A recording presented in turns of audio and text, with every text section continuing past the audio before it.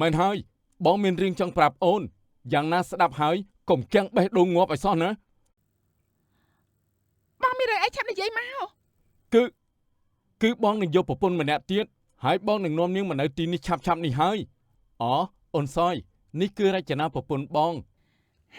បងថាម៉េចហ្នឹងគាត់នឹងជាប្រពន្ធបងអីអូយធ្លាប់ជួបនៅផ្សារប្រហែលដងដែរខ្ញុំស្មានតែបងស្រីតាជម្រាបសួរអ្នកបងនៅមកសួរធ្វើពើទៀតថ្ងៃមុនយើងប្រាប់ថាម៉េចផ្ទះនេះជាផ្ទះរបស់យើងចង់ឲ្យអ្នកណាមកនៅក៏បានបើនាងចង់បានសុខត្រូវតែបើកចិត្តឲ្យទូលាយព្រមទទួលយកសយហើយរាប់អានគ្នាឲ្យដូចជាគ្រួសារតែមួយទៅអញ្ចឹងហើយចុះបើខ្ញុំមិនព្រមតើបងគិតធ្វើយ៉ាងម៉េច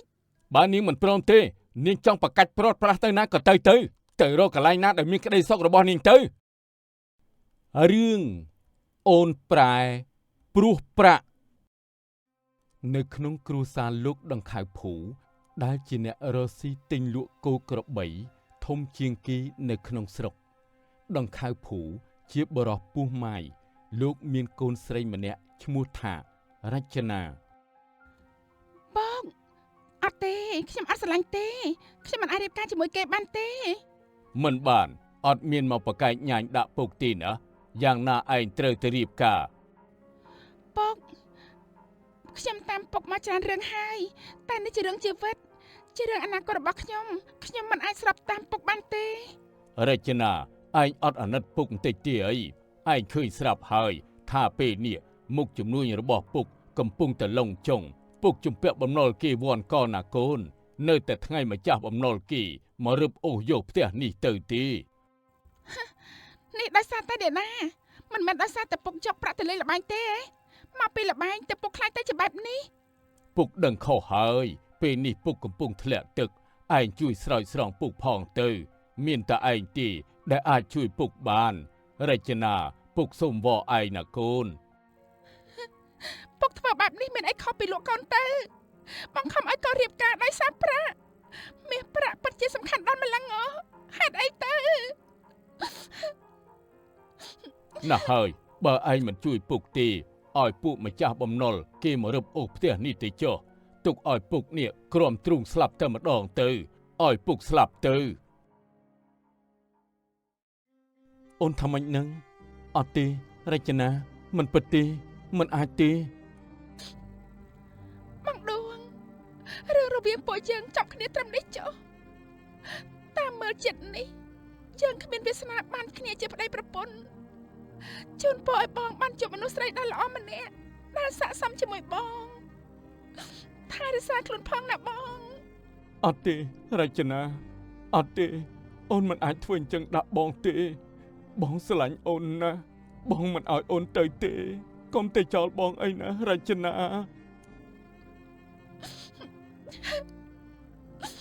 បងដួងសូមបងឲ្យបានសុខខ្ញុំលាបងសិនហើយ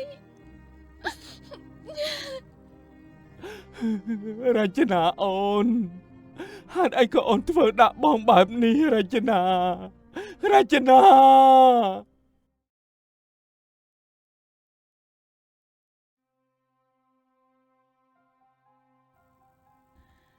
ផាកន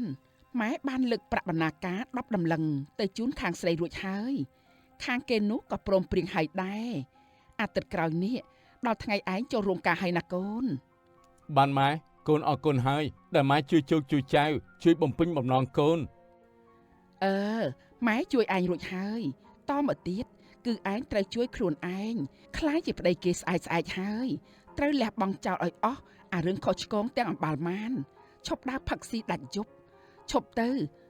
ប្រភ្លេចប្រភ្លោចជាមួយនាងណានាងណៃទៀតឲ្យសោះណាខ្ញុំដឹងហើយម៉ែរឿងនេះម៉ែមិនបាច់បារម្ភទេខ្ញុំមានប្រពន្ធតែម្នាក់គឺវាគ្រប់គ្រាន់ហើយត្រូវហើយនាងនោះចរិតល្អណាស់ហើយចំណាប់រកស៊ីទៀតឯងការរួចម៉ែនឹងជួយដើមទុនខ្លះឲ្យប្រពន្ធឯងបើករកស៊ីលក់ដូរនៅផ្សារហើយឯងការរួចណាម៉ែទៅនៅជាមួយបងស្រីឯងនៅរាជធានីហើយផ្ទះធំនេះម៉ែប្រគល់ឲ្យឯងហើយបានម៉ែកូនអរគុណម៉ែណាស់កូនស្រឡាញ់ម៉ែខ្លាំងបំផុត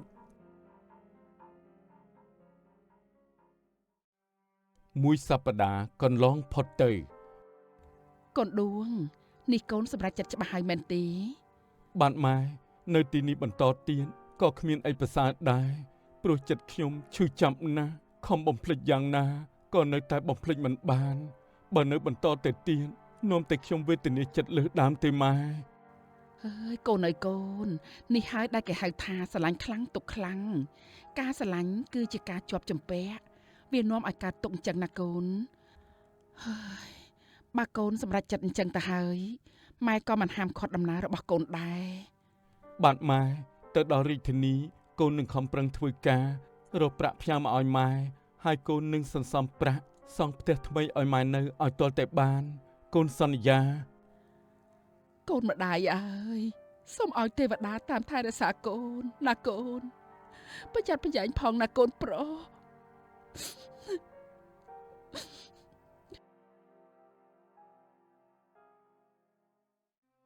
មួយឆ្នាំកន្លងផុតទៅរចនាហើយអូនឯងខឹងបងរឿងស្អីមិនក៏មិននិយាយរកបងរចនាអូនឯងថ្លង់មិនលឺបងសួរទេហ៎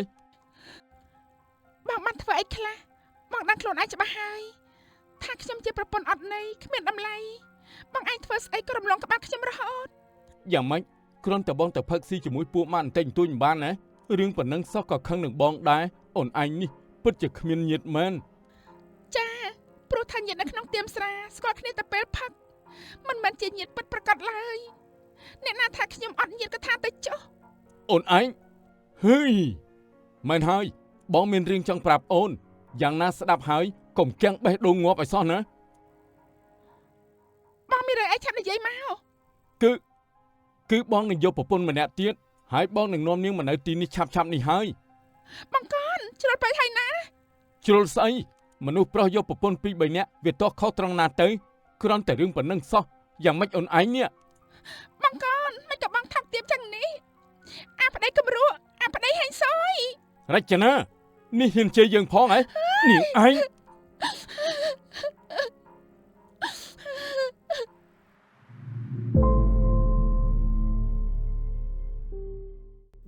ហើយយ៉ាបង្កនអើយផ្ទះបងស្អាតហើយធំទលាយដល់ហើយនេះចូលមកដល់ភ្លាមតិចចិត្តផ្លែតតែម្ដងគួរឲ្យចង់រស់នៅដល់ហើយលោកប្តីបាទឮថាសោយពេញចិត្តបែបនេះបងសប្បាយចិត្តណាស់តាមស្រួលចុះណាអូនសំឡាញ់ចាលោកប្តីចា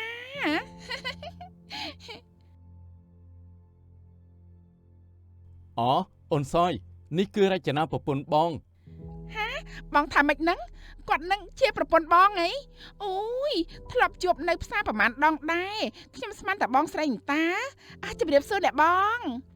ចាជម្រាបសួររចនានេះសោយចាប់ពីថ្ងៃនេះទៅសោយនឹងមករស់នៅទីនេះជាមួយពួកយើងហើយណាអូនមករស់នៅទីនេះហេក្នុងឋានៈជាអ្វីដែរគឺក្នុងឋានៈជាប្រពន្ធនឹងណាចាប្រពន្ធស្ដាប់ឮច្បាស់ដែរទេអ្នកបងតែផ្ដាស់បងកូនបងឯងបានហើយតើអូនសោយមកតាមបងមកបងជូនអូនទៅបន្ទប់សម្រាប់ឆាប់ដើរមកអូនចាលោកប្តីចា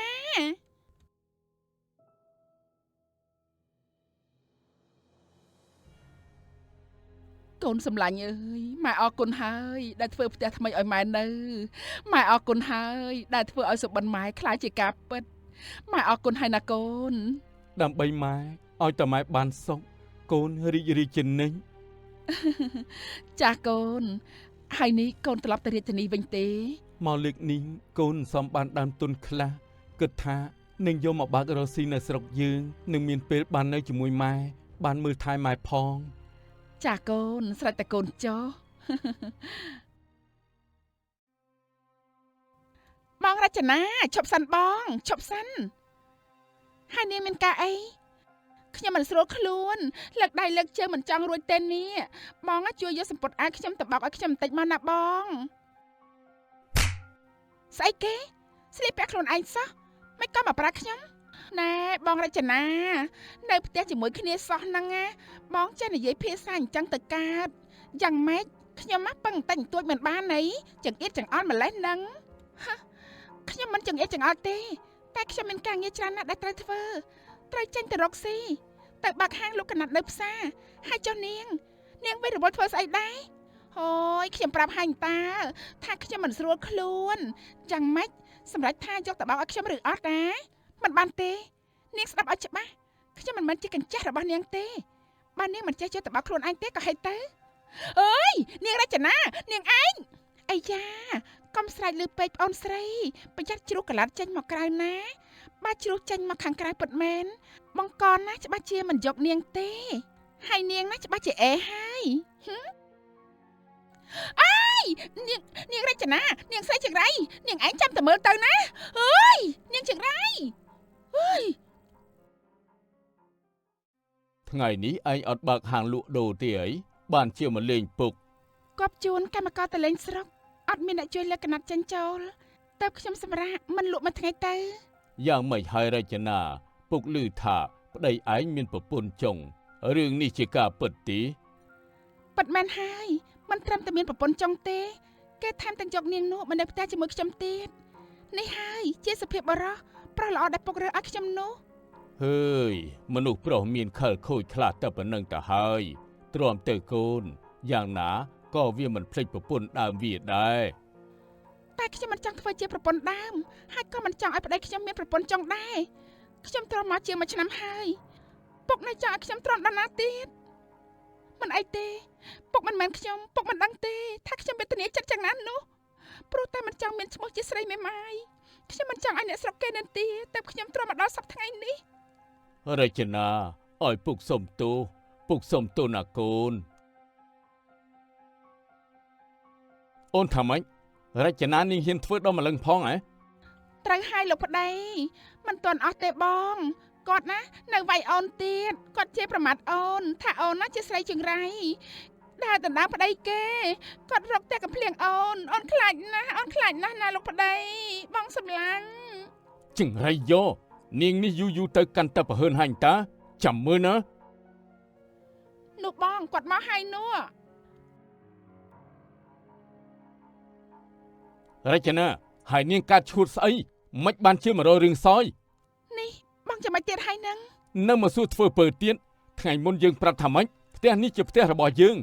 ចង់ឲ្យនរណាមកនៅក៏បានបើនាងចង់បានសុខត្រូវតែបើកចិត្តឲ្យទូលាយព្រមទទួលយកសយហើយរាប់អានគ្នាឲ្យដូចជាគ្រួសារតែមួយទៅអញ្ចឹងហើយចុះបើខ្ញុំមិនព្រមតើបងក៏ធ្វើយ៉ាងម៉េចបើនាងមិនព្រមទេនាងចង់ប្រកាច់ព្រាត់ប្រាសទៅណាក៏ទៅរកកន្លែងណាដែលមានក្តីសុខរបស់នាងទៅបងកននេះបងអាក្រក់ពេកហើយបងថោកទាបណាស់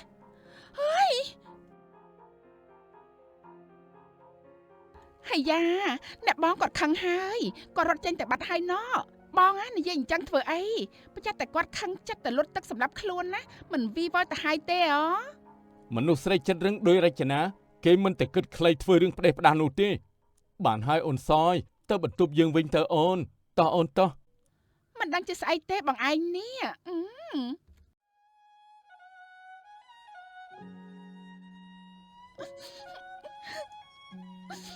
ហេតុអីក៏ជីវិតខ្ញុំត្រូវមកជួបរឿងបែបនេះតើនេះមែនទេជាផលកម្មរបស់ខ្ញុំត្រូវហើយនេះជាផលកម្មរបស់នាងបងដួងបងអ្នកណាធ្វើស្អីនាងមិនបានជាមកយំស្រែកជំទាវនៅទីនេះអត់មានអីទេខ្ញុំគ្រាន់តែមានបញ្ហាក្នុងគ្រួសារតិចតួចហើយចាប់បងវិញខានជួបជាមួយបងយូរហើយបងសុខទុក្ខយ៉ាងណាដែរមានអីខ្ញុំសុខសប្បាយណាស់ហើយក៏អត់មានរឿងដែលត្រូវខ្វល់ចិត្តដែរមកពីរាជធានីលើកនេះខ្ញុំមកបើករកស៊ីនៅស្រុកយើងនេះហើយចាល្អណាស់ខ្ញុំសូមចូលរួមត្រេកអរផងណាបងចូលរួមត្រេកអរនិយាយចេញពីចិត្តដែរទេនឹងបងដួងមិនក៏បងនិយាយអញ្ចឹង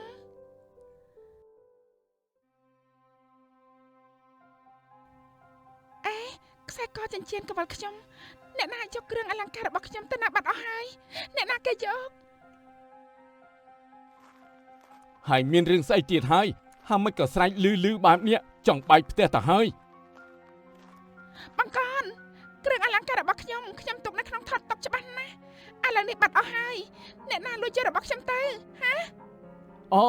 ស្មានថារឿងស្អីខ្សែកចិញ្ចៀនហើយនឹងកវលនោះបងយកទៅឲ្យសយពាក់ហើយអូនចាំទិញថ្មីទៀតទៅបងកនបងឯងកាន់តែផ្ដេសផ្ដាស់មែនតើហើយវាជារបស់ខ្ញុំទេណាជាកម្លាំងញើសឈាមរបស់ខ្ញុំមិនក៏បងធ្វើបែបនេះអូនឯងជាមនុស្សចិត្តកំណាញ់ម្លេះ គ្រាន់តែប៉ុណ្្នឹងសោះហួងហែងអីក៏ហួងហែងសម្បើមម្លេះ ហើយបងកូនបងជ្រុលពេកហើយខ្ញុំទ្រាំជាមួយបងលេងបានទៀតហើយពួកយើងលេងគ្នាទៅ លេងក៏លេងនាងចង់ព្រាត់ប្រាសទៅណាក៏ទៅ មិនបាច់ដេញទេអាប្តីថោកទៀបចន់មកសៀតដូចជាលោកឯងនេះខ្ញុំមិនទ្រាំនៅជាមួយទៀតទេថ្ងៃស្អែកទៅផ្ដិតមេដៃលេងលះគ្នានៅសាលាស្រុក យើនាងរចនានាងឯងហ៊ានផ្កើនយើងផងហ៎នាងឯងចង់ត្រូវកំភ្លៀងហី ចូលមកដាក់មកបើហ៊ានប៉ះខ្ញុំត្រាំមួយទៅសៃសក់ខ្ញុំនឹងបដូរស្លាប់ជាមួយលោកឯងហើយឆាប់ចូលមក ចង្រៃយោហើយ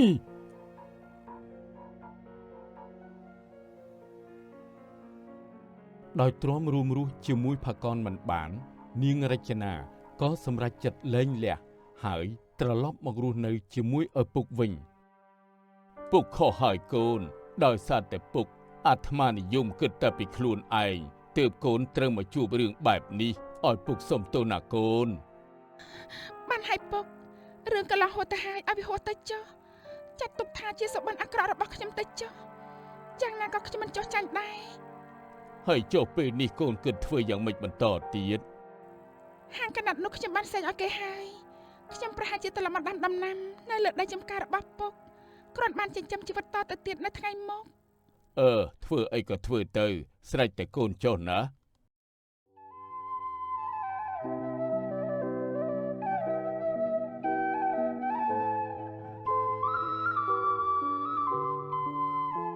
តសក់ស្រូវតសក់ស្រូវ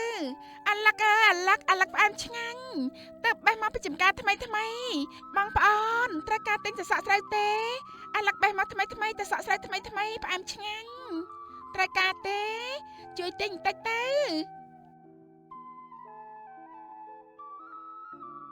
ច្រកឲ្យបងមកបងទិញទាំងអស់ បងដួង យ៉ាងម៉េចមិនលក់ទេហ៎បើមិនលក់ឲ្យបងទេបងទៅទិញនៅតូបផ្សេងក៏បាន អត់ទេឈប់សិនបងចាំមួយផ្លែតណាខ្ញុំប្រញាប់ច្រកឲ្យឥឡូវនេះសម្រាប់ថាបងយកទាំងអស់ពិតមែនទេ បាទបងទិញយកទៅផ្ញើម៉ែហើយក៏យកទៅចែកញាតិខ្លះអូនច្រកទាំងអស់មកណាហើយសរុបប្រាក់ទៅ ចាបងចាំមួយផ្លែត ហត់ទេរចនា តែញទួចទេបងតែយ៉ាងណាក៏មានក្តីសុខដែលបានរស់នៅក្នុងភាពជាខ្លួនឯងរស់នៅក្នុងជីវិតដែលគ្មានសម្ពាធ បានឃើញរចនាបែបនេះបងសប្បាយចិត្តណាស់ស៊ូណារចនាយ៉ាងណាបងនៅក្បែររចនាជានិច្ច ចាបងអរគុណណាស់បងដួង មានប្រាក់មានទ្រព្យមិនប្រកាសថាមានអ្វីគ្រប់យ៉ាងនោះឡើយសេចក្តីសុខសុភមង្គលក្នុងគ្រួសារកើតចេញពីភាពស្មោះត្រង់ការចេះគោរពគ្នានិងឲ្យតម្លៃចំពោះគ្នាទៅវិញទៅមកការប្រព្រឹត្តខុសក្នុងកាមលើប្តីប្រពន្ធអ្នកដទៃជាអំពើខុសច្បាប់ហើយនាំឲ្យមានបាប